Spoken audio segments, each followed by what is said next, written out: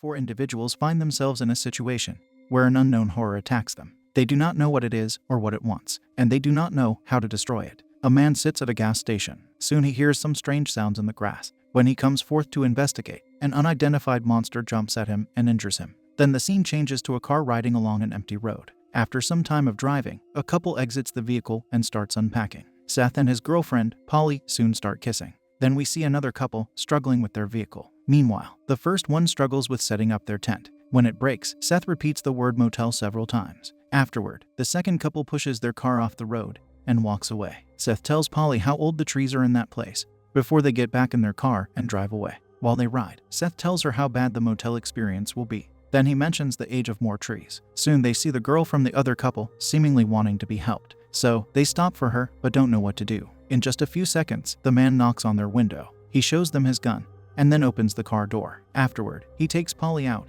and tells Seth to turn the car off. Then he points his gun at Polly and yells for Seth to get out. His girlfriend, Lacey, does not like what he's doing, so he tries to comfort her by kissing her. Then Dennis, tells Seth to drive, but he tells Dennis that he can't drive a car with stick gear. Therefore, it is decided that Polly will get behind the wheel. When they all get inside, Dennis points his gun at Polly until she drives. As they do, he asks them to surrender their cell phones and wallets. He then takes some small bills from them, but throws the cell phones out the window. Following that, he looks at their IDs and notices they live together but are not married. Seth remarks that his ID is a PhD. They then keep riding until they ride over something that gives them a flat tire. This forces them to stop and they all get out. We also see fluid leaking out of the vehicle. Dennis gives the gun to Lacey and tells her to shoot Seth if he tries anything. Next, Polly starts replacing the flat tire. Lacey and Seth go to the animal on the road. Lacey urges Seth to help it, but he tells her that it's very likely lifeless. When they replace the tire, Dennis notices a splinter in his finger from grabbing the flat one. Then Lacey tells Seth at gunpoint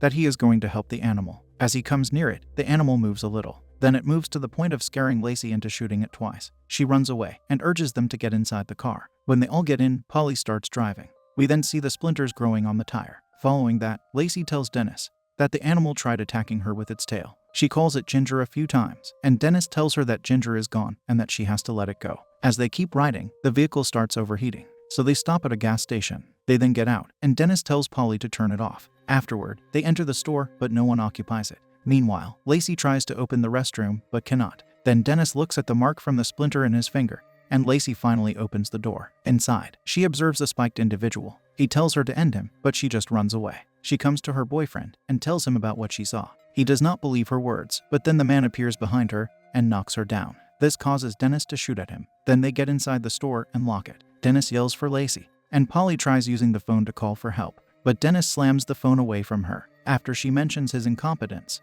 he strikes her to the floor. Then he looks at Lacey lying there and gets angry. He follows that by taking all the money from the register. Then Dennis notices Lacey moving on a security camera. This prompts him to come out to her. Meanwhile, Polly talks about knocking him out, but Seth is scared of doing it. He then comes to his girlfriend and asks if she is all right. As he continues speaking to her, Seth informs Polly that statistically, most people survive hostage situations if they stay calm. We then see Lacey's arm moving. Dennis starts dragging her back to the store, but Polly locks the door. Seth and Dennis both urge her to open it. Then Dennis points his gun at the door and starts counting. When he is about to shoot, Lacey grabs his leg with hostility. Seth opens the door and Dennis gets back inside, and Lacey's hand gets removed in the process of shutting the door. They then all witness the hand moving on its own. Dennis uses a bag to crush it, but Seth soon removes the bag to find the hand still moving. He says it's following him and is fascinated by it. He also says that it is metabolizing and digesting the blood. But then it stops and they all hear a noise. Polly questions what that was. Lacey surprises them in her grotesque form. As she slams herself against the window, Dennis is saddened by her, but Seth tells him that it's not her anymore. He then takes Dennis,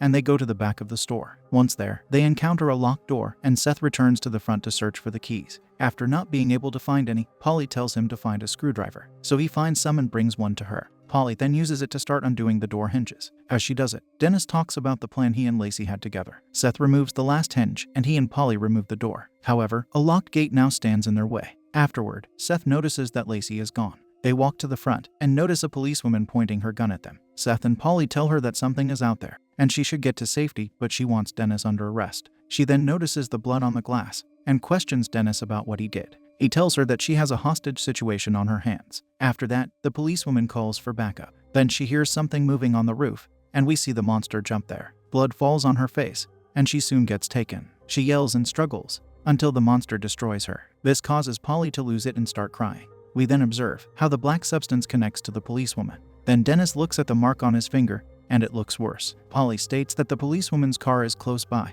and they should run to it. But Seth tells her the monster is faster than them. Polly responds that they have a gun and a bat, to which Dennis says that will not do anything to the monster. Seth then starts talking about what they know about it. He says it is a parasite that consumes those it touches. He also says that more cops are coming because the policewoman called for them. But Dennis ruins his hope by saying the cops are not coming this way. Then he starts talking about a plan. He wants to set the forest on fire so that help will come to them. He and Polly start collecting motor oil. Then Dennis uses a small shovel to leak the oil through the back door. But Seth does not like the plan, saying that the oil will just come back to them and destroy them. Afterward, Polly looks at the security camera and sees the oil leaking there. However, Seth hears the policewoman's radio from outside and gets another idea. He takes some hangers and puts them together using tape. This will allow them to collect the radio and call for help without venturing outside. So he starts putting it through the small hole, but it proves to be too short. Dennis then grabs another hanger. When he is in the process of undoing it, we see his hand is now considerably worsened from the splinter. Then he gives Seth the other hanger,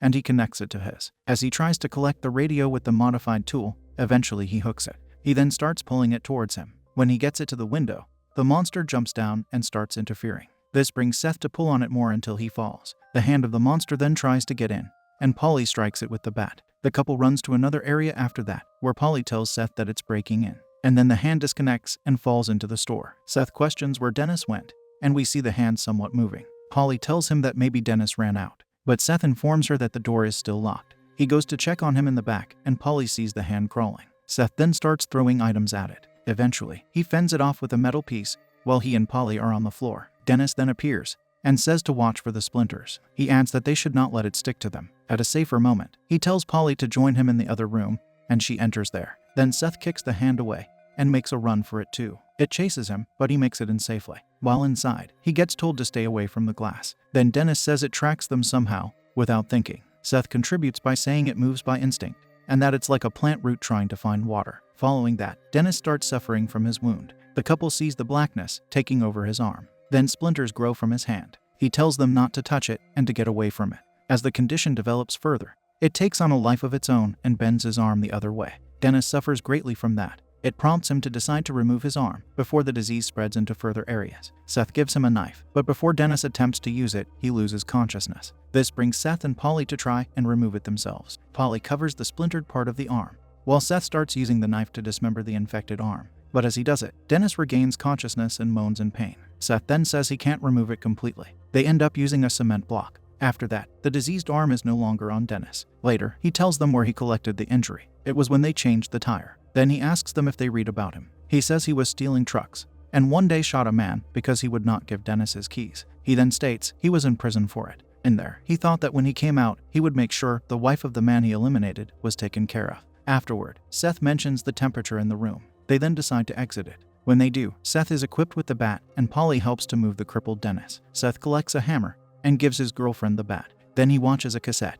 and says the monster was going after the car and not him because the car was hotter. This leads Seth to infer that the monster tracks with heat. After that, he says he wants to bring the police car to the front door. He adds that he could do it if his body temperature is low enough. Seth later says that as long as his temperature is lower than 93 degrees Fahrenheit, the monster should not detect and go after him. We then see Seth lying in the refrigerator room with ice bags on him. Polly checks his temperature and then tells him he doesn't have to prove anything to her. Eventually, he becomes cold enough and gets ready to go. When the couple is near the front door, they say "I love you" to each other. Then Polly lights a firecracker and throws it outside. It attracts the monster, and Seth leaves the store. As he walks outside, his reading shows just above 90 degrees. Polly then throws another firecracker for the monster, but Seth's temperature is quickly rising. Soon, though, he reaches the vehicle. When Dennis throws another firecracker, he states the monster isn't there. Then Seth gets in the car, but does not see the key. Meanwhile, Dennis throws yet another firecracker, but it still doesn't attract the monster. Seth tries using the radio inside, though it is not operational, and his temperature keeps rising. Soon enough, the monster jumps near the car and tries to get at him. This causes Dennis to come out with a firecracker in his hand. He throws it a good distance, but it fades. The monster then comes after him, and the man runs back into the store. It prevents him from shutting the door and enters with him. He and Polly then enter the refrigerator room. After that, the firecracker that faded starts working and ignites the gasoline they spilled earlier. Seth then collects a shotgun from the car, while the other two struggle to fend off the monster from the fridge room. Next, Seth arrives and fires at the monster with the shotgun. He also observes a fire raging and tells them they have to get the monster there. Polly then comes out and shoots the monster with the handgun. Dennis follows her and asks that Seth give him the shotgun. When he does, Dennis tells the couple to leave. He then fires at the monster with one arm, while Seth and Polly exit the store. It comes at him and injures him some more, but the man soon comes to the gas pump outside and the monster follows him. He then shoots one of them near the monster, causing it to catch fire and collapse. After that, Dennis falls too. The couple comes to him and notices he's infected beyond hope. He gives them a key and says to take it to a bank in Platt. He then says to give all the money to the lady he mentioned earlier. They see her name and address on the dog tag. Afterward, he tells the couple to leave. When they do, he shoots the propane tanks, and the gas station explodes with serious force. Seth and Polly then walk along the road in search of safety. However, nearby we see a splinter creature that is still alive.